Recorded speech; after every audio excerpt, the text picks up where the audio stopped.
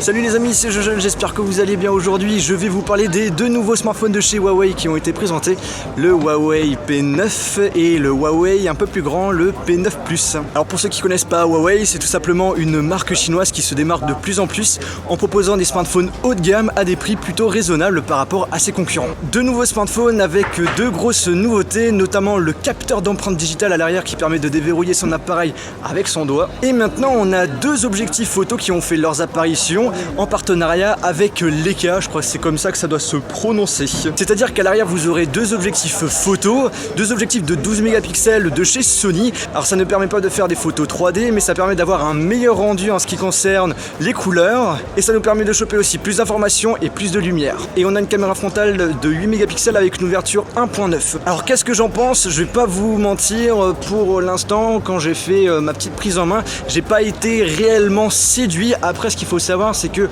il n'y avait pas assez de lumière, c'était plutôt sombre, donc du coup pour faire les tests c'est pas trop ça. Donc pour donner vraiment mon réel verdict, je préfère vous en parler dans ma vidéo de test. Autre nouveauté qu'on n'avait pas sur le Huawei P8 mais qui est seulement pour la version P9 Plus, et bien c'est le fait d'avoir le 3D Touch comme sur l'iPhone 6S mais sur un téléphone Android. Donc du coup l'écran est capable de gérer la pression de vos doigts et donc ça vous permet d'avoir de nouvelles fonctionnalités, notamment au niveau du Springboard lorsqu'on appuie fort sur une application. Au niveau du design, ils ont fait plutôt fort puisqu'on est sur un appareil qui est en métal. Ils sont tous les deux ultra fins avec une épaisseur de 6,9 mm.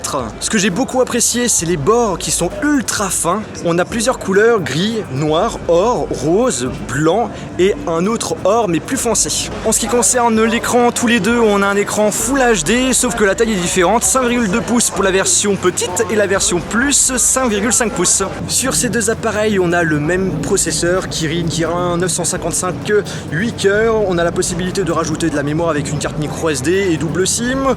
On a la recharge rapide avec un port USB type C.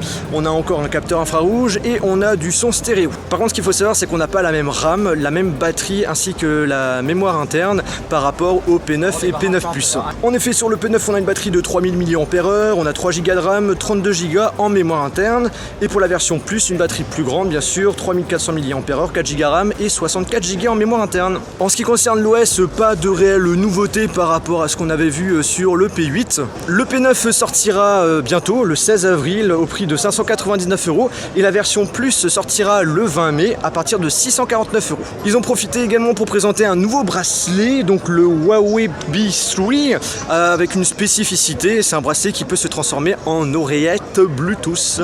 Et bien les amis, cette vidéo prise en main est terminée, j'espère que ça vous a plu. En tout cas moi j'ai hâte de le tester en vrai pour vraiment juger de la qualité photo, puisque durant la conférence pendant plus d'une heure il parlait de la qualité qui était juste waouh.